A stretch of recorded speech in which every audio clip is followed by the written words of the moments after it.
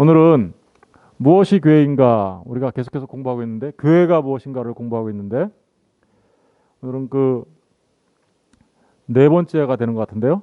교회의 표지에 대해서 생각하면서 은혜를 나누고자 합니다.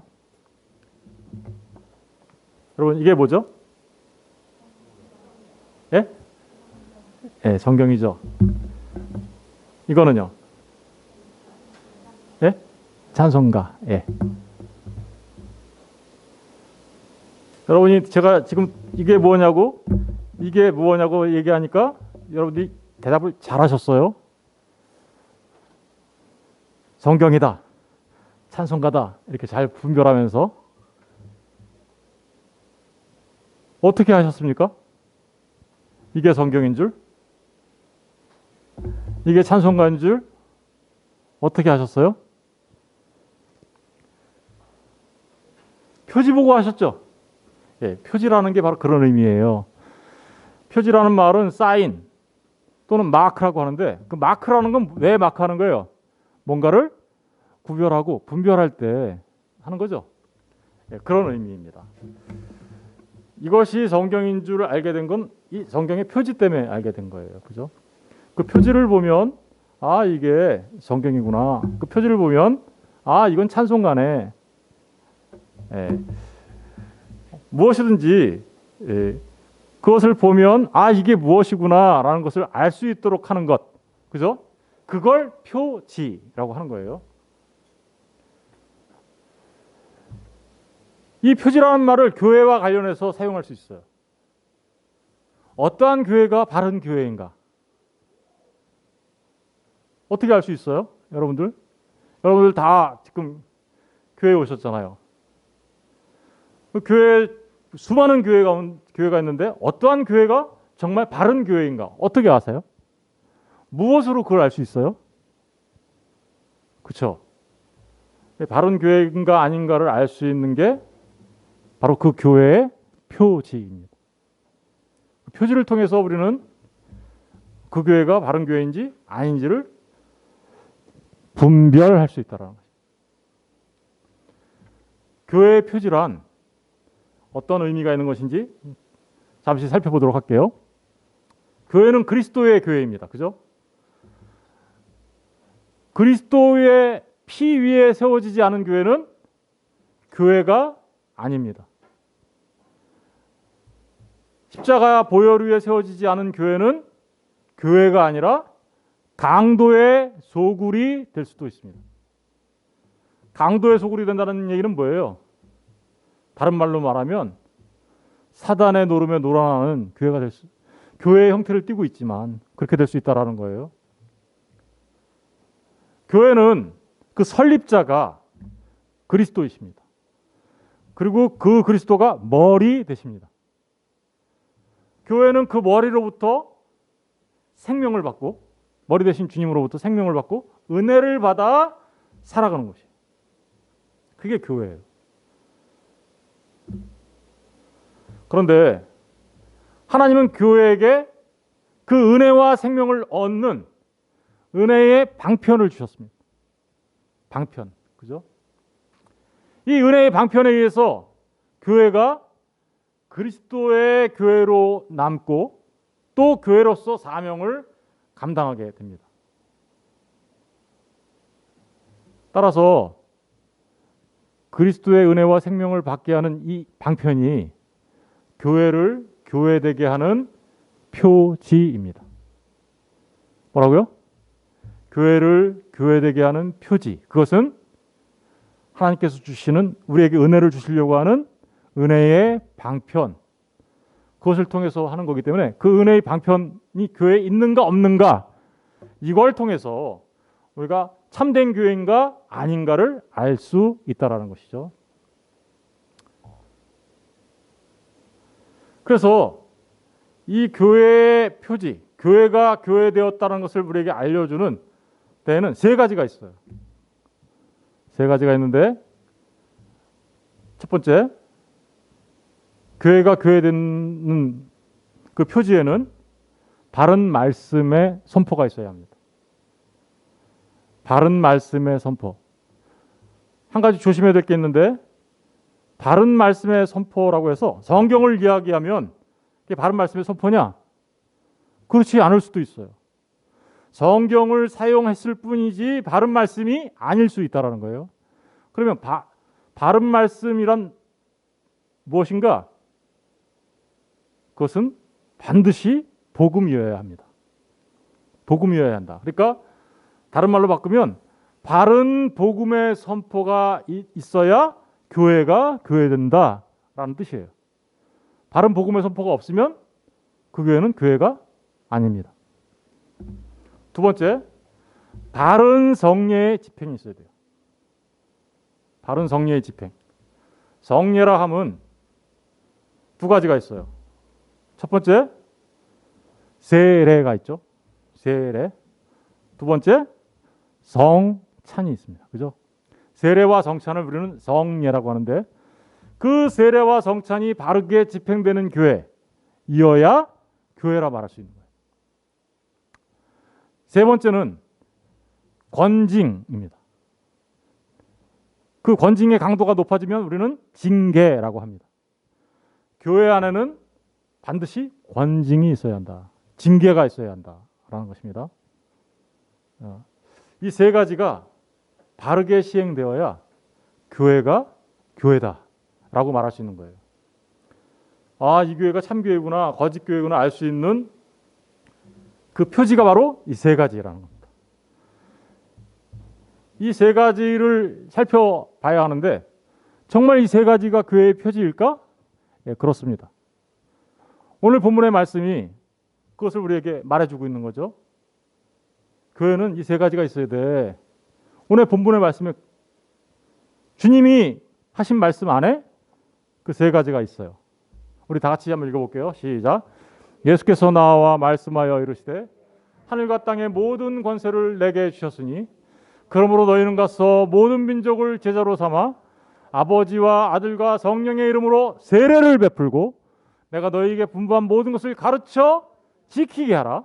볼지어다 내가 세상 끝날까지 너희와 항상 함께 있으리라 하시니라.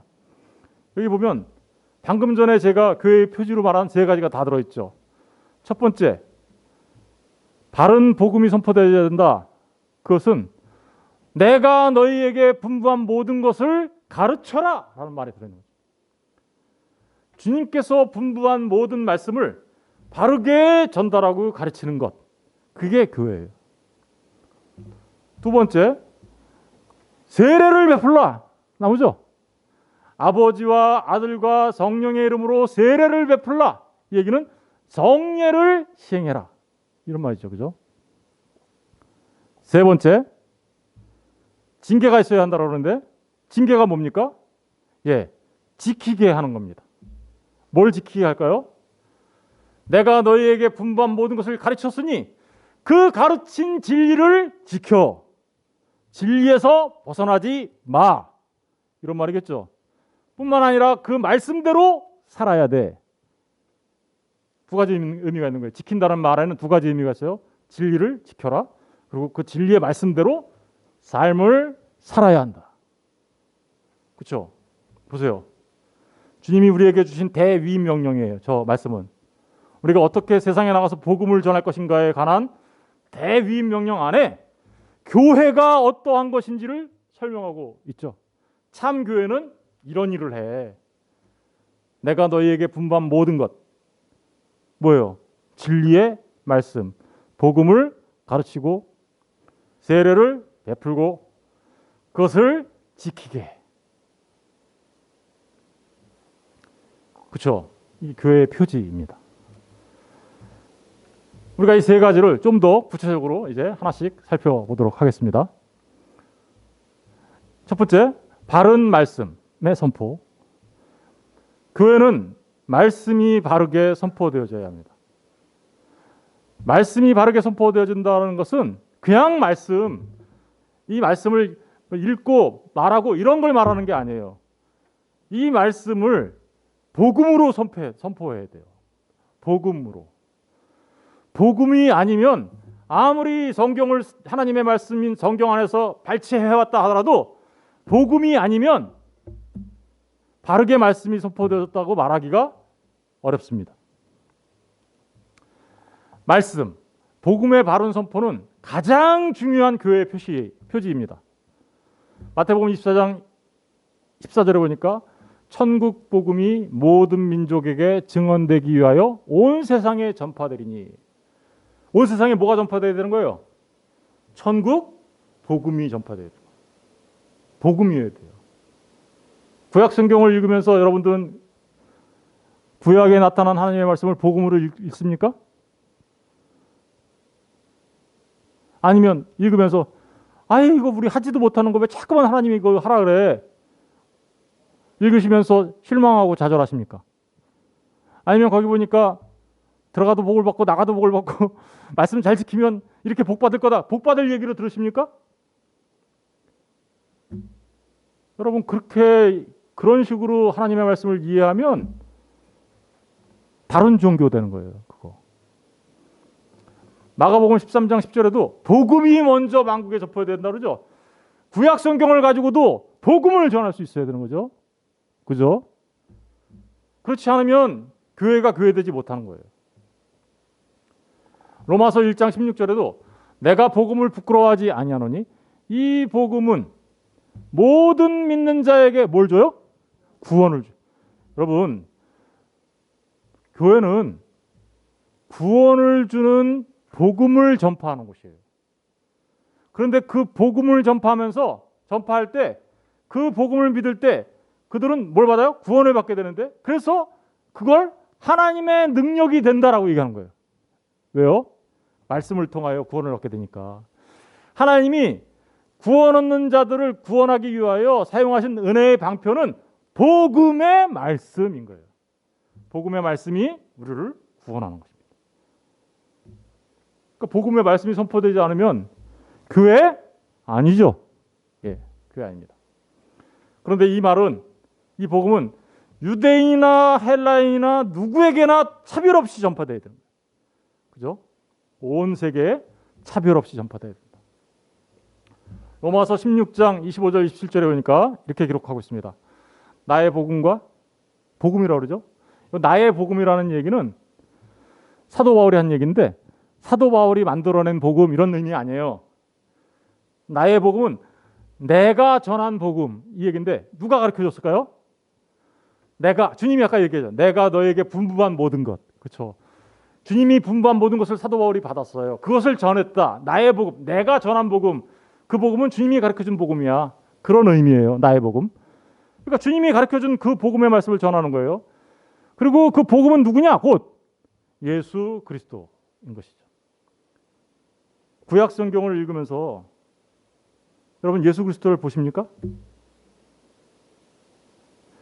창세기 1장 1절 태초에 하나님이 천지를 창조하셨다라는 그 말이 우리를 구원하시는 하나님의 말씀인 거 아십니까? 창조 6일이 7일 동안 창조하신 그 모든 창조의 얘기가 저와 여러분을 구원하는 이야기인지 알고 계십니까? 그게 예수 그리스도 얘기하는 건지 알고 계십니까? 이스라엘 백성들이 홍해바다 건너고 한 그 모든 것들이 다 누구를 얘기하는 거예요? 예수 그리스도를 통해서. 성막 누구 얘기하는 거예요? 예수 그리스도. 성전 누구 얘기하는 거예요? 예수 그리스도.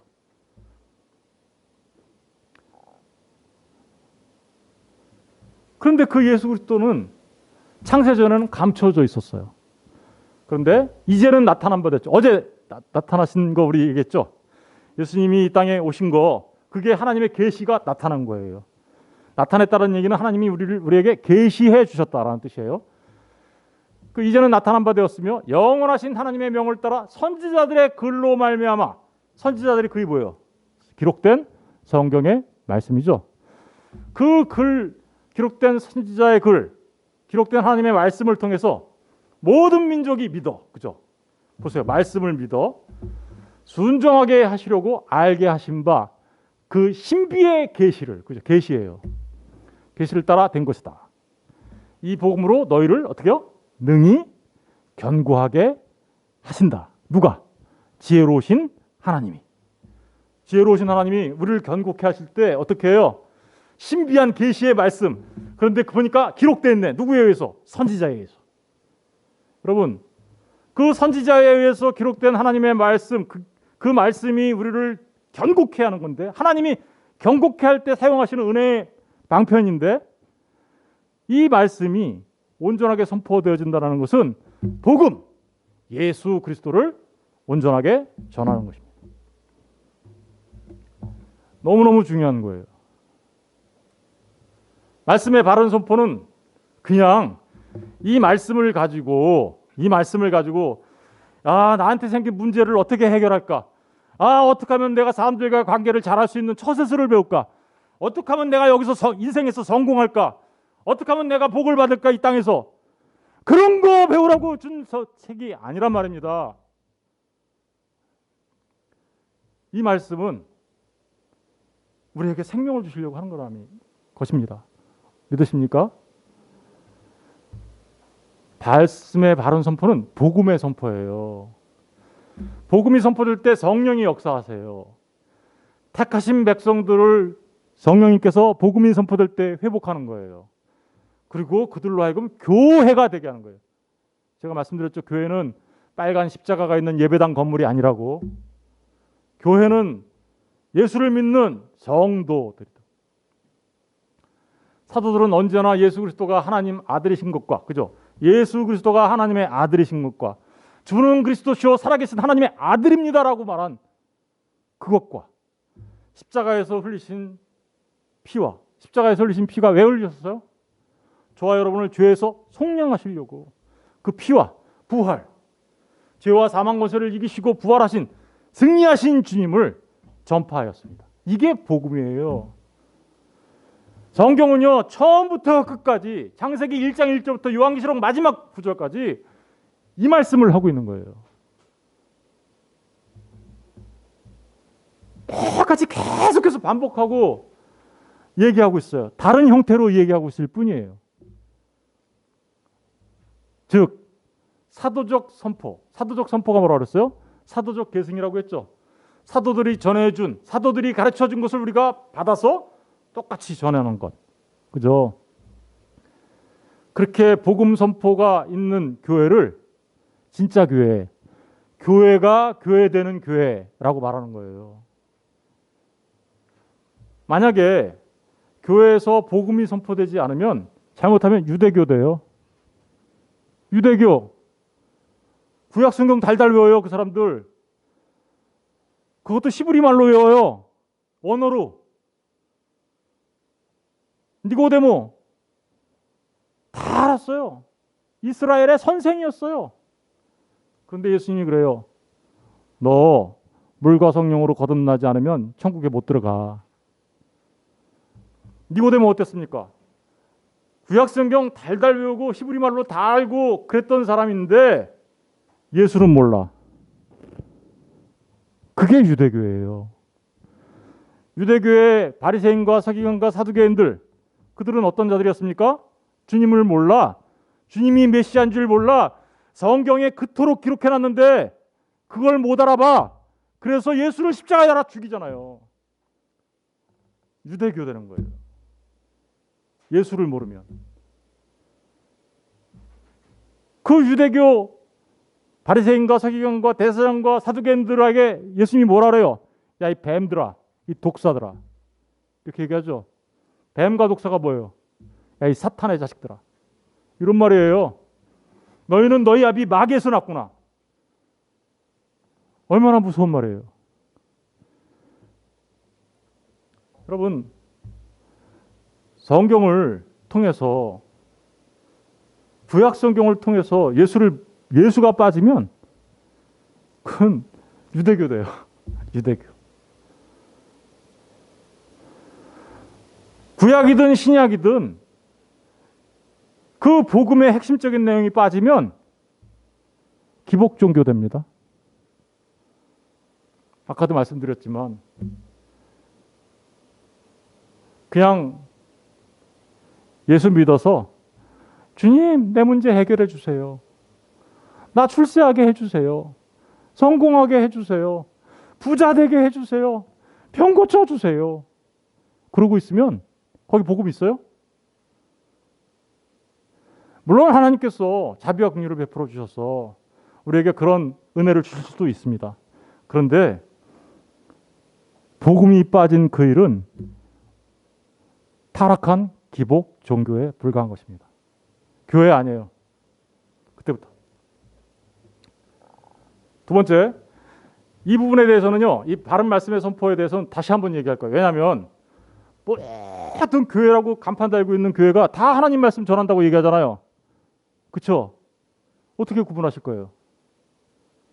그래서 그 구분하는 거에 대해서 다시 한번 말씀드릴 거예요. 예, 정말 지금까지 말씀드린 것만으로도 어느 정도 이해하셨을 줄 믿지만 그래도 이 문제는 너무너무나 중요한 거기 때문에 다시 한번 어떻게 정말 바른 말씀이 선포되고 있는 건가, 무엇이 바른 말씀을 선포하는 것이고 그렇지 않은가에 대해서는 다시 한번 말씀드리도록 할게요. 이 부분에 대해서는 오늘은 전체적인 교회 표지에 대한 서론적 차원에서 큰 그림을 보여드리고 있는 거예요. 두 번째, 바른 성례전이 시행돼야 합니다. 바른 성례전, 성례가 시행돼야 한다는 거죠.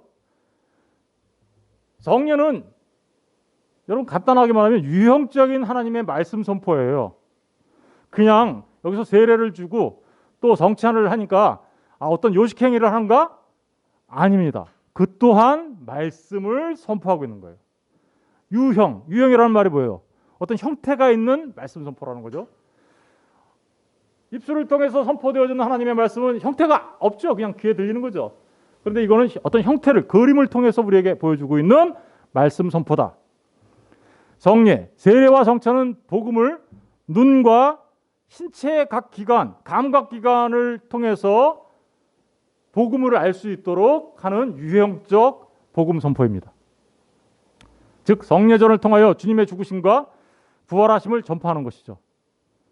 예를 들면 성찬하죠. 성찬하면 뭐를 해요? 우리가 떡을 떼서 나눠주죠.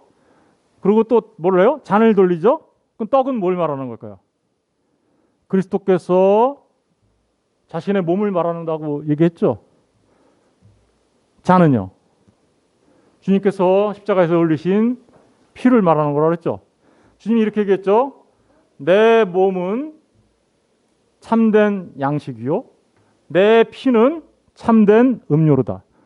너희들이 내 몸을 먹고 내 피를 마시지 않으면 영생할 수 없다. 그래서 우리가 여기서 성찬을 하는 거죠. 그 성찬을 하면서 먹고 마시면서 뭘 생각해요? 우리가 주님의 십자가를 기억하는 거죠. 그래서 참된 음료 되시고 참된 양식 대신 생명의 떡 대신 주님을 먹으면서 그죠? 그 복음을 깨달아 아는 거죠. 성찬이 그렇습니다. 세례는 어때요? 그래서 세례를 하죠.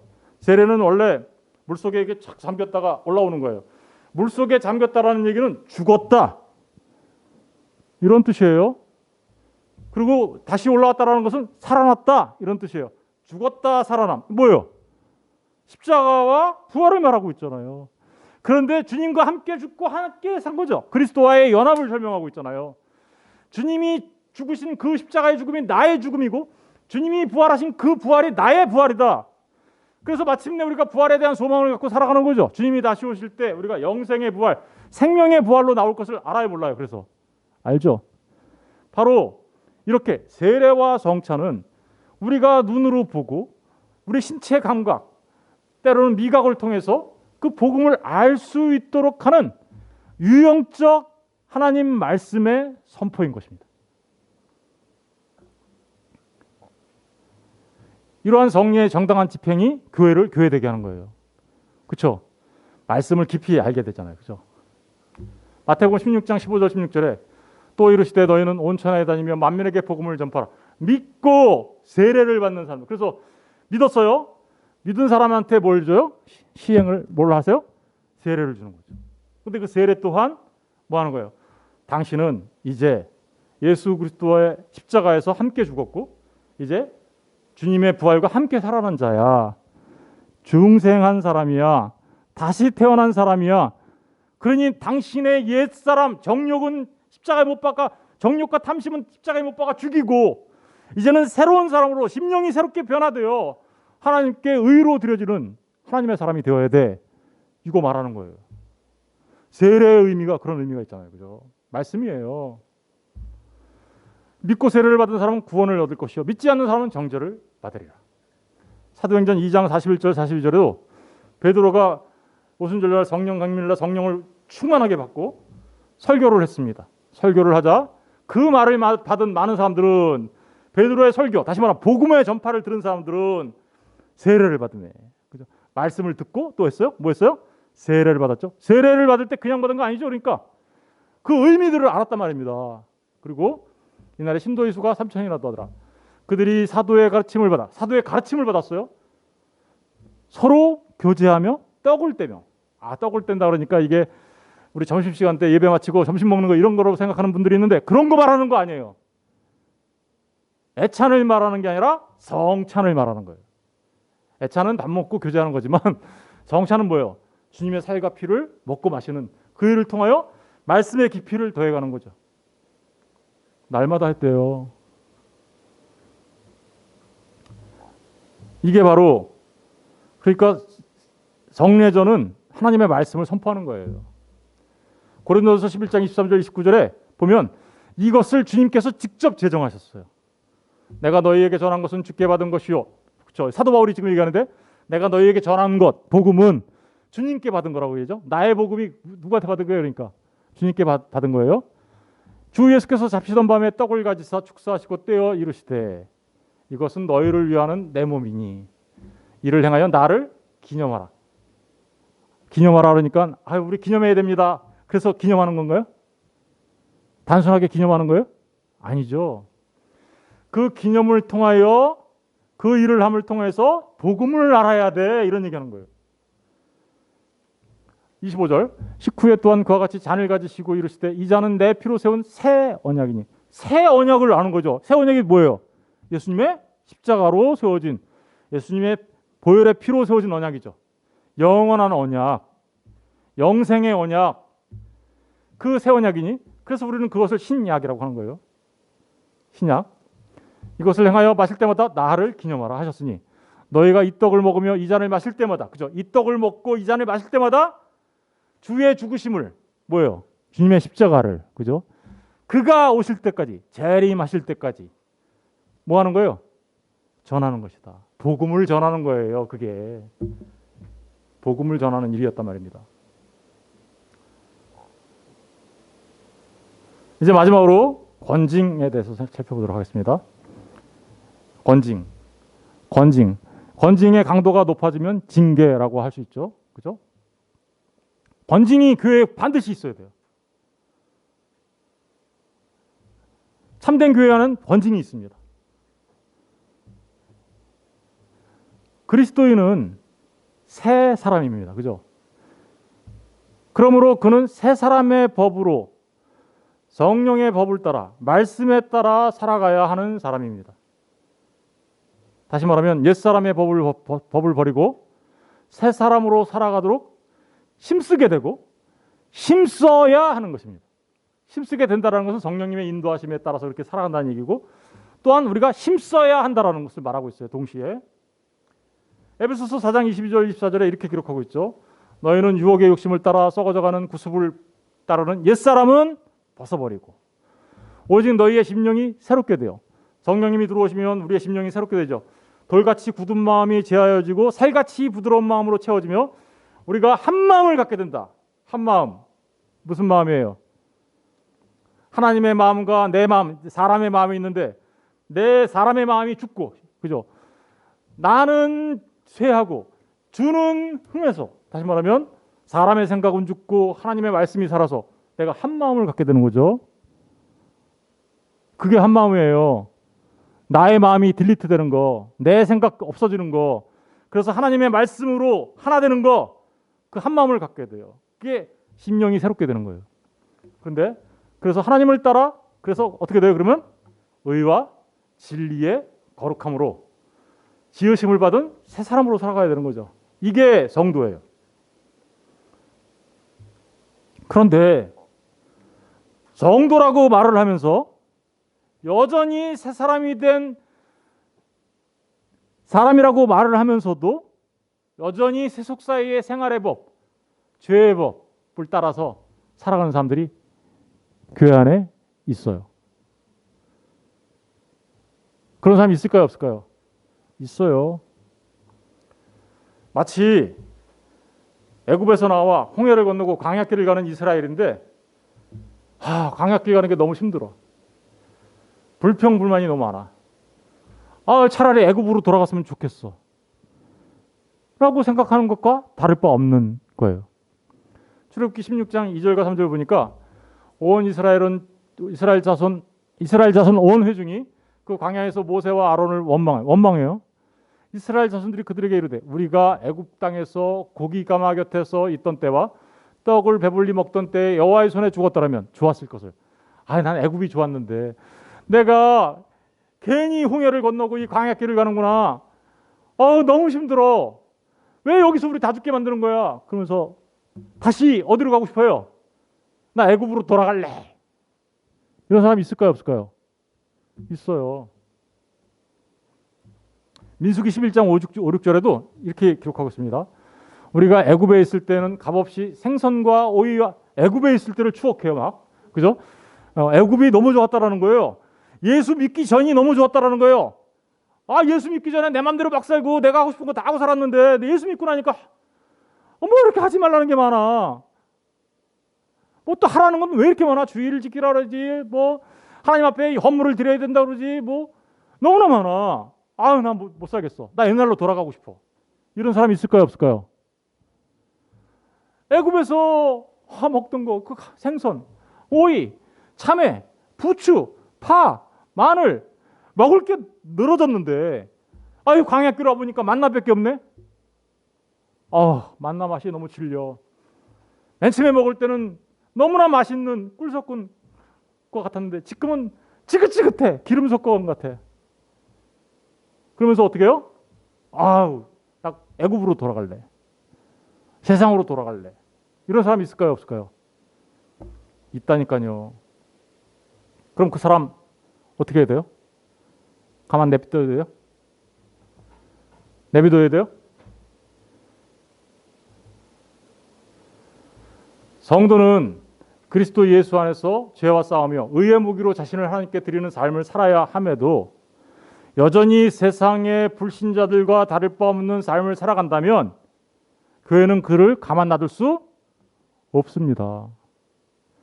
교회는 이 사람을 불러서 권면 혹은 징계를 통해서 다시 그가 돌아올 수 있도록 해야 하는 것이죠.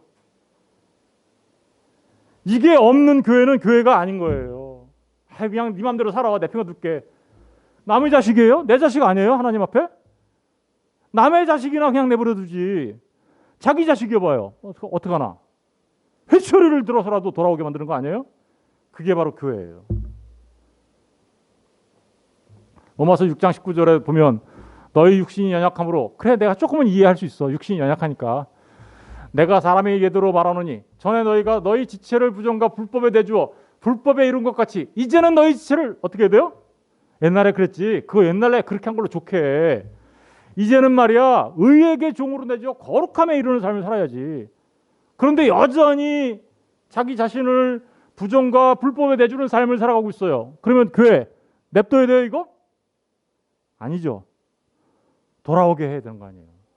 돌아오게 하는, 그 돌아올 수 있도록 하는 것, 혹 안 돌아오더라도 교회의 진리의 순수성과 교회의 순수성을 지켜내는 것, 그것을 위해서 반드시 권징이 필요한 거예요. 마태복음 18장 15절 20절에 권징에 관해서 자세히 나와요. 내 형제가 죄를 범하거든. 그렇죠? 교회 안에서 죄를 범하거든. 죄를 범하면 어떻게 해야 되나 보세요. 첫 번째 1단계. 가서 너와 그 사람만 상대하여 공개해. 그 사람이 죄를 범했어요. 그러니까 소문내지 말고 조용히 가서, 그 사람이 창피할 수도 있고 부끄러워할 수도 있고, 그러니까 조용히 가서 얘기해. 그래서 권고해서 돌아오면 땡큐. 만약에 들으면 내가 형제를 얻은 거야. 근데 만약에 듣지 않잖아. 2단계. 만약에 듣지 않잖아. 그러면 한두 사람을 데리고 가서 두세 증인의 입으로 다시 말마다 확증하게. 이제 두세 사람이 갔어요. 그렇죠? 그런데 3단계. 그래도 듣지 않으면 어떻게 하라고요? 교회에 말하고. 교회에 말한다는 게 뭘까요? 이제 그렇죠? 이거는 이제 교회 전 교인이 알 수 있도록 해라. 전 교인이 알 수 있도록 하고 교회의 대표 당회죠. 우리 장로교에서 말하면 당회 목사와 장로가 가서 어떻게요? 그에게 말해라. 교회가 다 알았어요 이제. 그리고 목사와 장로가 가서 이야기했어요.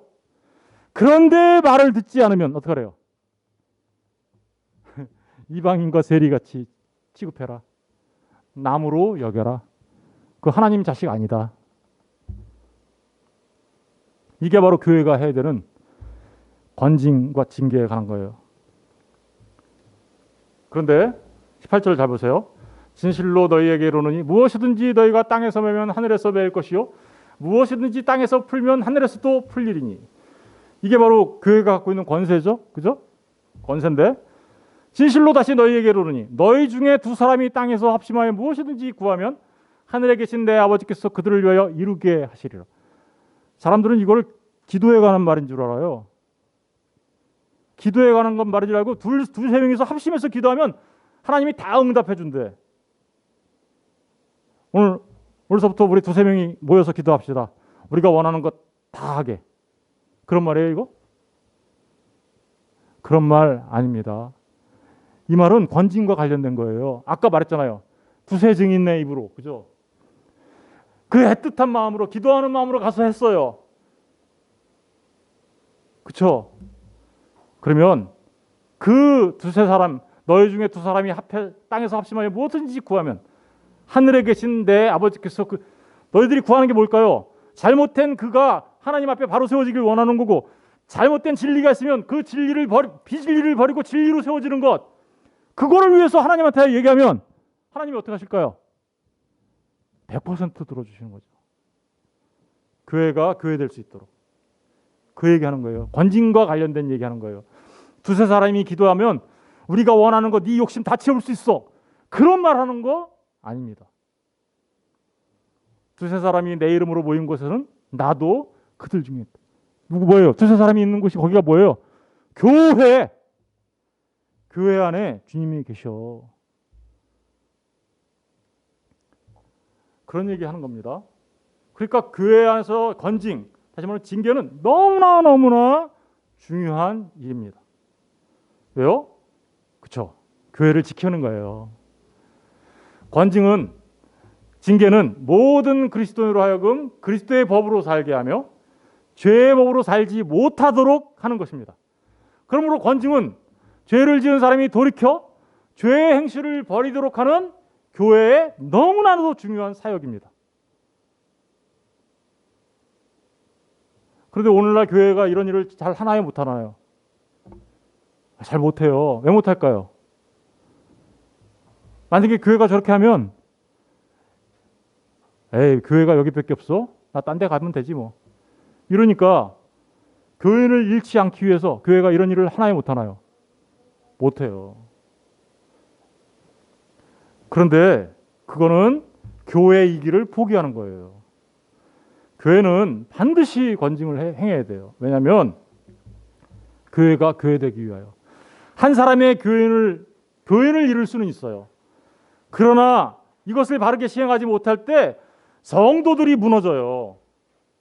교인을 이룰 수는 있어도 성도가 무너지게 해서는 안 되잖아요. 그죠? 그래서 그런 얘기가 나오는 거예요. 만약 권징을 통해 썩은 지체를 가려내지 않으면 다른 지체들도 물이 들어요. 고린도서 5장 6절과 8절 너희가 자랑하는 것이 옳지 아니하도다. 적은 누룩이 온 땅에 퍼지는 것을 적은 누룩이 온 땅에 퍼지는 거 알지 못하느냐? 고린도 교회 안에 간음하는 행태가 있었어요. 그 간음하는 사람들 때문에 교회가 간음에 대해서 무감각해졌어요. 그 사람들 때문에. 그래서 지금 사도 바울이 얘기하는 거예요. 너희 그렇게 하면 안 돼. 그러면서 이렇게 얘기하는 거죠. 너희는 누룩 없는 자들인데 새 덩어리가 되기 위하여 묵은 누룩을 어떻게 하래요? 내버리라. 우리의 유월절 양 곧 그리스도께서 희생되. 교회는 그리스도께서 십자가에 피 흘려서 세우신 교회인데 그 교회가 순수하게 보존돼야지. 그렇게 누룩 같은 자들이 들어와서 교회를 망쳐놓으면 그냥 놔버려 두면 되겠느냐? 라고 지금 말하고 있는 거예요. 그러면서 8절 이러므로 우리가 명절을 지키되 누룩은 누룩으로 말고 악하고 악에 찬 누룩으로도 말고 누룩이 없이, 그죠? 누룩이 없어야 돼요. 오직 순전함과 진실함의 떡으로 하자. 순수하게 그 복음이 지켜지고 교회 안에, 그죠? 그 복음의 말씀대로 살아가는 성도들로 구성된 교회가 되어야 돼 라고 말하고 있는 거잖아요. 갈라디아서 5장 9절과 10절에도 적은 누룩이 온 덩이에 퍼지느니라. 적은 게 들어오면 그게 온 덩이에 퍼져요. 밀가루에 이스트 좀만 넣어보세요. 어떻게 되나? 다 빵빵하게 불어나죠? 그런 거예요. 교회가 그렇게 오염되고 잘못될 수 있다는 거죠. 그것을 미리 막아야 한다라는 얘기를 하고 있는 거죠. 나는 너희가 아무 다른 마음을 품지 아니할 줄을 주 안에서 확신하노라. 그러나 너희를 요동케 하는 자들이 있다라는 거예요. 교회 안에. 그런 자들은 누구든지 하나님 앞에 심판을 받게 될 것이다. 묵은 누룩 가려내, 이런 얘기 하는 거죠. 여러분, 교회 하나를 잃는 것이 두려워서 교회가 교회되지 못하면 모든 것을 잃는 겁니다. 교회 하나 귀하죠. 그죠? 한 사람의 영혼이 귀하죠. 근데 그 한 사람 때문에 포도원이 무너지는, 그 사람이 포도원을 갉아먹는 여우 노릇을 한다면 우리는 그것을 분별해내고 권징하고 때로는 징계해야 하는 것이죠. 따라서 권징은 교회의 순수성과 그 본성을 유지하기 위한 교회 자체의 정화 노력인 것입니다. 즉 권징은 교리를 순수하게 지키는 거예요. 이 하나님의 말씀을 지키는 거예요. 만약에 이 안에 이단이 들어왔다, 단호하게 거부해야 되는 거죠. 그렇죠?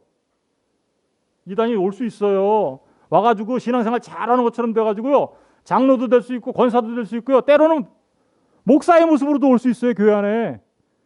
그런데 그가 하나님의 말씀을 순수하게 지키는 자가 아니라 하나님의 말씀을 변개하는 자라면 우리는 단호하게 그에 대해서 거부해야 하는 것입니다. 교리를 순수하게 지키고 성령의 거룩성을 수호해야 하는 것이죠. 절대적으로 필요한 일입니다. 교회가 교회되게 하는 것, 그죠? 말씀이 바르게 선포되어야 되고, 그죠? 정리가 바르게 시행되어야 되고, 권징이 행해져야 하는 것입니다.